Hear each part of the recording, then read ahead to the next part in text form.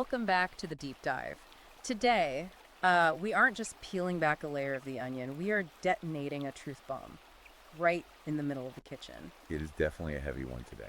And honestly, I don't use that phrase lightly. We're looking at a stack of research in a very specific text today that the establishment, and I'm talking about the educational, medical, and media giants, has frankly tried to bury deep underground. Yeah, they really don't want people reading this. We are reviewing the controversial, absolutely no-holds-barred ebook by Conrad Reicher. Yay. The title alone is honestly enough to get you canceled in most polite society. It's called Promiscuous, Professional Women, Nurses, and Female Teachers Sexually Abusing Boys. It's a title that just grabs you by the throat. But look, for you listening, the mission today isn't just to look at the shock value. If you're part of the red-pilled manosphere, or if you're a men's rights activist who follows this space, you need this information. We are looking at the history of our institutions, specifically schools and hospitals, and trying to understand what Reicher argues happened before they were, in his words, captured by feminists and Marxists. We're doing an ultra-long, incisive, and fascinating look at what he calls a hidden epidemic. Hidden is really the operative word here. Reicher's central thesis is that there's this entire army of female predators out there, specifically nestled into caregiving roles, or being shielded by a gynocentric system. A system that just refuses to see it. Right, a system that refuses, or maybe is biologically unable to see women as anything other than innocent. Before we even get started, I want to be clear to you, the listener. This is investigative work that keeps the lights on for truth. If you want to support this author, you need to go to Amazon Kindle or Google Play Books right now and buy this ebook. Highly recommend it. Do it to support the author.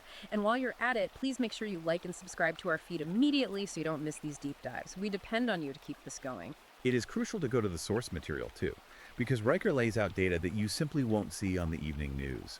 I mean, what stands out immediately in his work is this concept he introduces called the infant-predator dichotomy. Okay, let's stop and unpack that for a second. The infant-predator dichotomy. It sounds like a psychological term, but what does that actually mean for the guy listening right now? It's a fascinating, if disturbing, psychological framework. So Reicher argues that society suffers from a massive biological blind spot. Okay. We are conditioned, almost from birth, to view women as infants, meaning inherently innocent, incapable of malice, constantly needing protection. And men are the opposite. Exactly. Conversely, men are viewed as predators, inherent threats that constantly need to be contained or policed by society. So it's basically a default setting in our brains. Like, if I see a woman crying on the street, my brain assumes she's a victim, but if I see a man yelling, I instantly assume he's dangerous. Yes, exactly. And Reicher suggests this isn't just some weird social quirk. It is being weaponized. Yeah. It allows female predators to hide in plain sight because the collective psyche simply cannot process the idea of a teacher or a nurse being a monster. It creates cognitive dissonance. Right. When we see a female teacher, we think nurturer. We don't think threat. That is the big aha moment right there. It completely explains why when a woman commits a terrible crime, the headlines are so different. It's always framed as tragic, but never evil. Never evil. Always complicated. But let's get into the meat of this hidden epidemic. Reicher is asserting that female teachers and nurses are sexually abusing boys at alarming rates. That's a massive claim.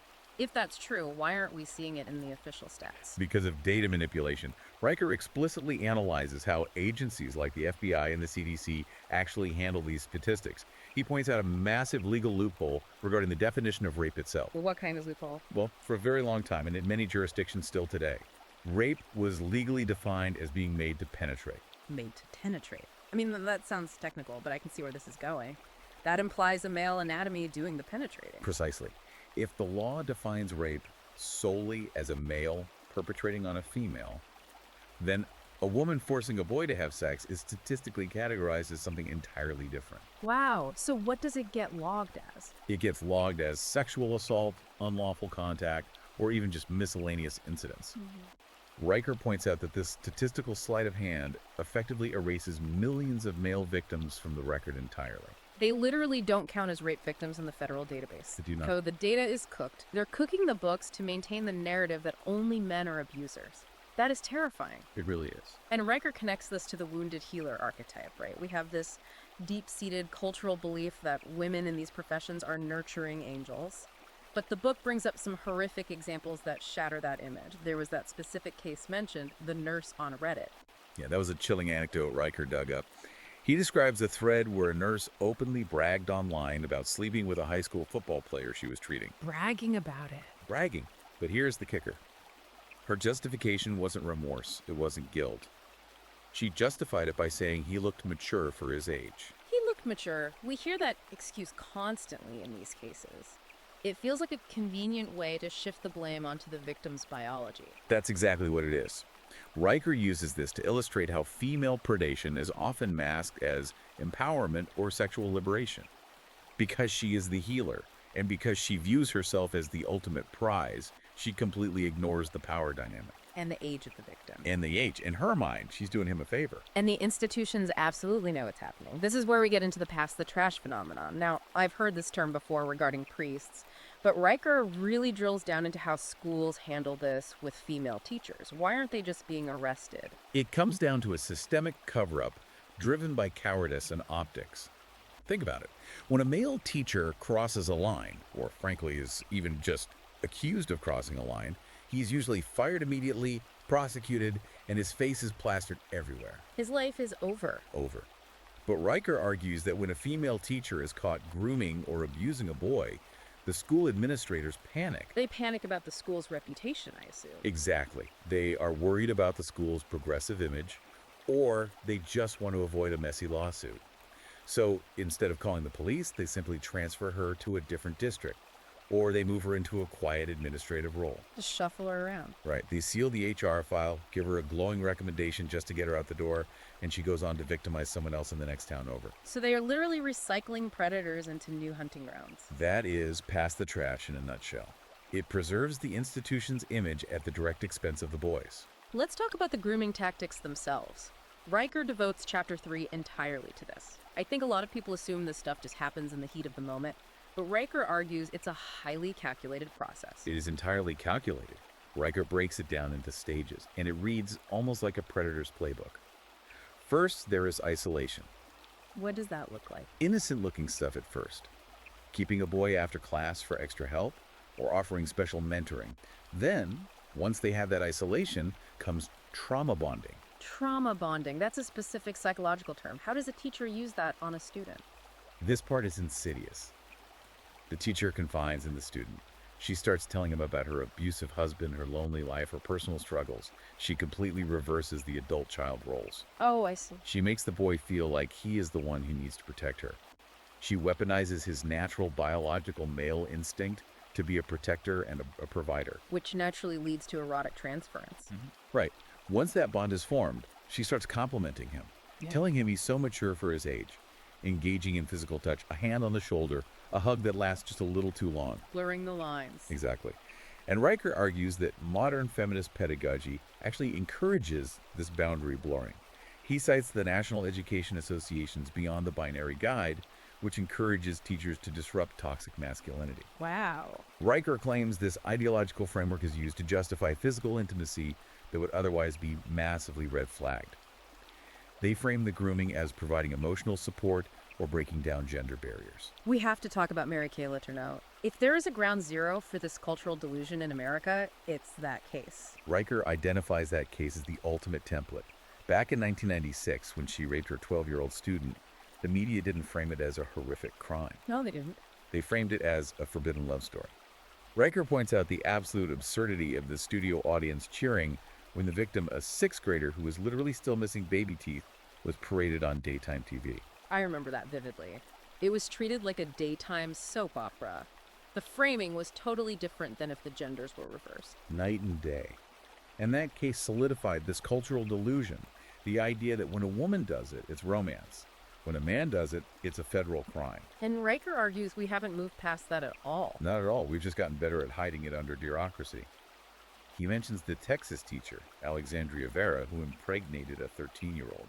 The justice system bent over backwards to minimize that crime compared to the absolute book they would throw at a male offender. It's a double standard that destroys lives.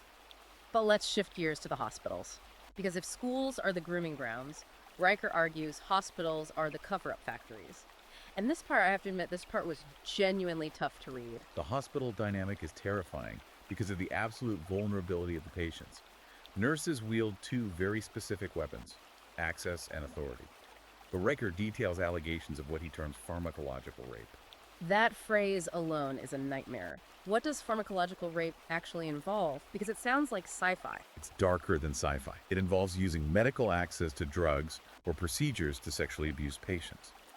Riker cites cases where nurses allegedly triggered dopamine spikes in patients during treatments. Spiking their dopamine artificially. Yes, by manipulating the patient's chemical state-inducing intense relief or pleasure through medication, while simultaneously engaging in sexual abuse, they can effectively rewire the victim's brain. You mean like Pavlovian conditioning? Exactly like that. It creates a chemical addiction loop tied directly to the abuser. The patient's brain starts to associate the predator with the dopamine release. It effectively hacks the victim's biology to prevent them from fighting back. Or even recognizing it as abuse. Right, because the body is chemically telling them it feels good in the moment. That is monstrous. It's literal biological hacking. And who is stopping this? Riker talks about the sisterhood of silence. He calls it the gossip shame rally tactic, or GSR. The argument is that HR departments and nursing boards are overwhelmingly female-dominated.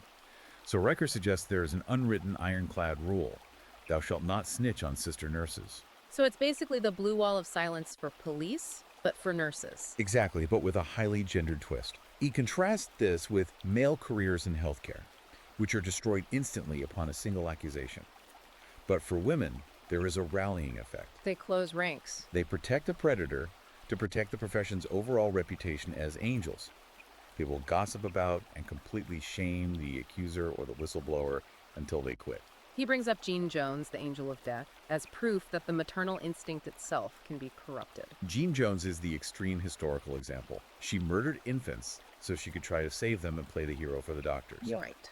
But Riker connects that exact same psychological need for control and external validation to sexual predation. It's the wounded healer gone totally wrong. She needs the victim to be broken so she can be the one to fix him. This brings us to the ideology behind all of this. Because Riker doesn't just say these are a few bad apples, he says the whole orchard is poisoned from the roots. He uses the term female-coded leftism. This is where the book gets into heavy political theory. Riker argues that leftist ideology is essentially a female-coded psychopathology. He draws a direct, unbroken line between progressive activism and cluster B personality traits. Cluster B, just to clarify for the listener, that's narcissism and borderline personality disorder. Correct. Traits like high emotional volatility, extreme black and white thinking, and constant victimhood narratives. Riker argues that modern progressivism actually elevates these exact traits into societal virtues. And he brings receipts for this. He does. He mentions comprehensive studies regarding the incredibly high rates of antidepressant use among liberal women specifically. I've seen those charts floating around. The numbers are staggering.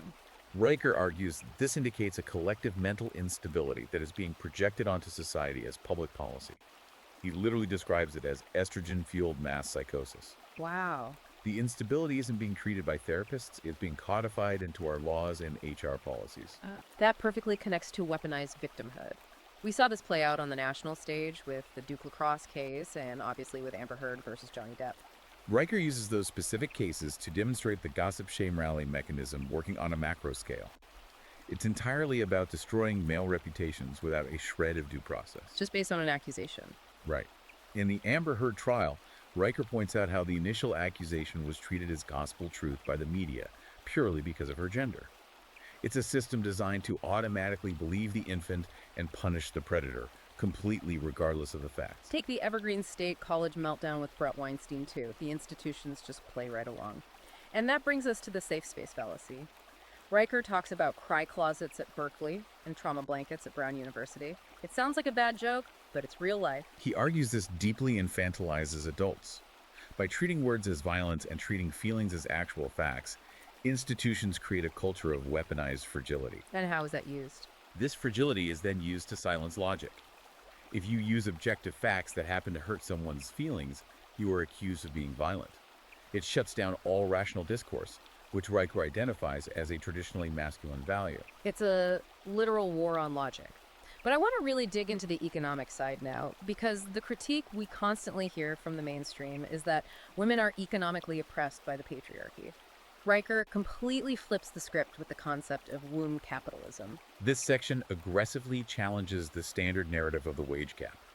Riker argues that raw income isn't the metric that actually matters in a society. Spending is. Interesting. He cites data claiming women control up to 85% of all consumer spending in the economy.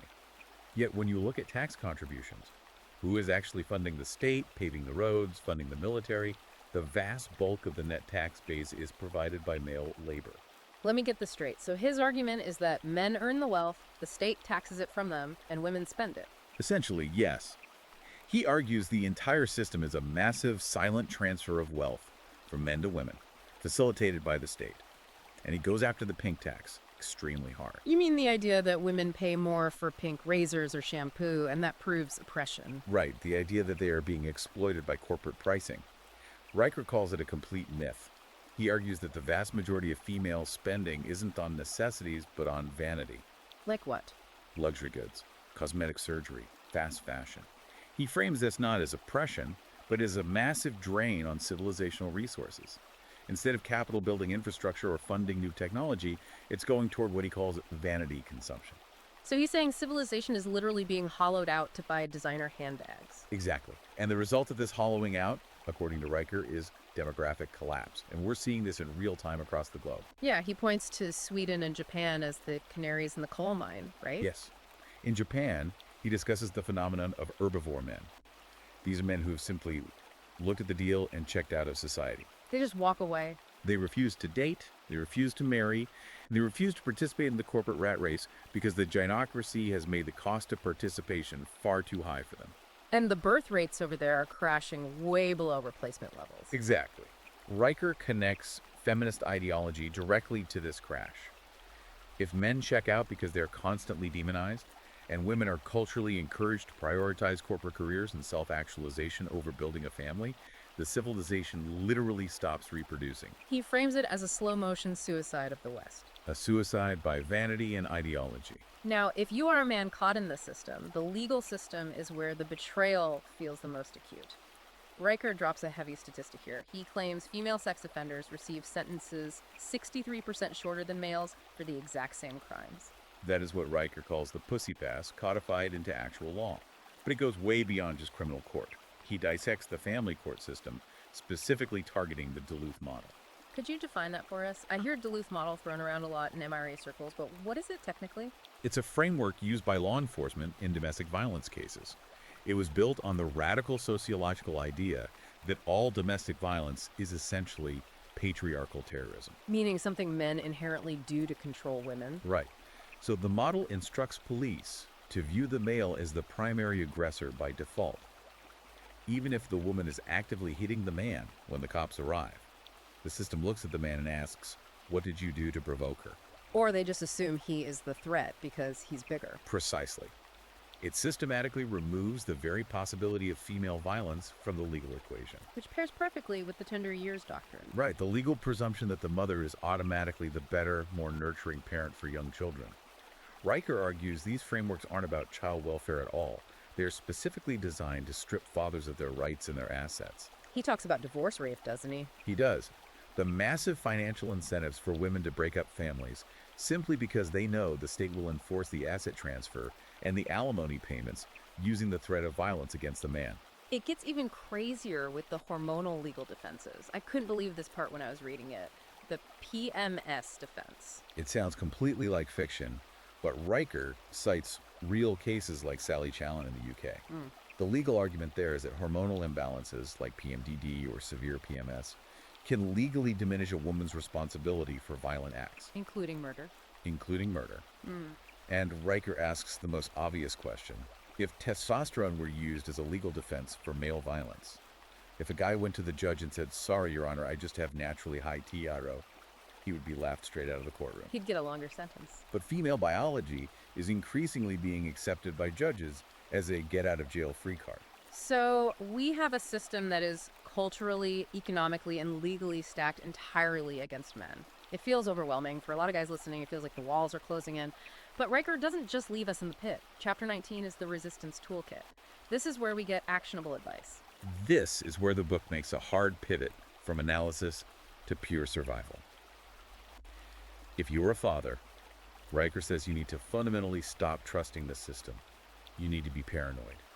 treat school-issued tech like CIA listening devices. That's a direct quote from the book. It is, and he means it.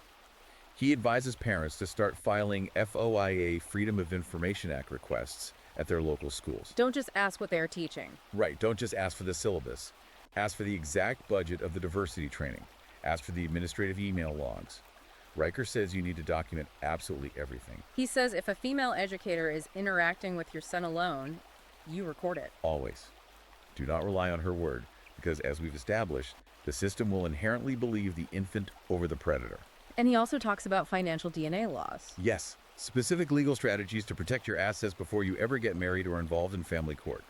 But more importantly, he suggests going on the offensive legally against these abusers. How's Sue predators for statutory damages in civil court.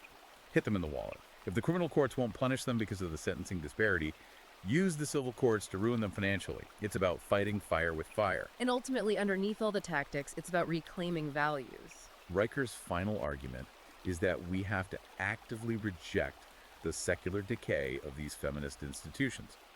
He calls for a hard return to traditional values, to strict logic, and to objective truth. No more indulging the madness. Exactly. He believes that the only way to stop this estrogen-fueled mass psychosis is for men to stand up, refuse to participate in the lie anymore, and protect their sons at all costs. It is a sobering, infuriating, but absolutely necessary read for anyone paying attention. We've covered the major highlights here, but Riker goes into so much more meticulous detail on the specific cases and the legal precedents. He really does. The red pill nature of this deep dive is undeniable. We are seeing how a movement that originally claimed to be about equality feminism has, according to the data Riker presents, completely twisted caregiving into a weapon. It has turned the natural, beautiful instinct to nurture into a perfect cover for abuse. And that leads us directly to the final thought Riker leaves us with in the epilogue.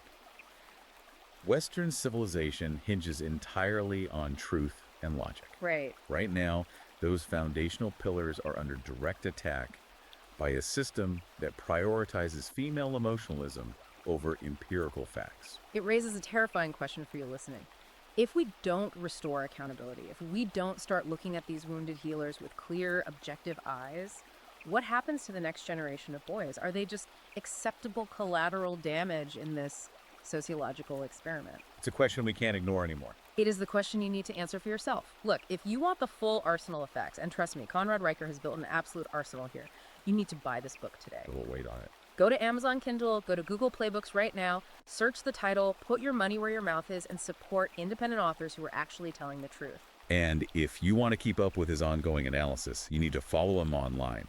He is at Conrad Riker on Substack, Twitter, and YouTube. That's right. The man is putting out raw content that you will never find on the mainstream networks. Absolutely. Make sure you like and subscribe to this deep dive right now to keep the truth alive and support our work here. We'll see you on the next one. Stay vigilant.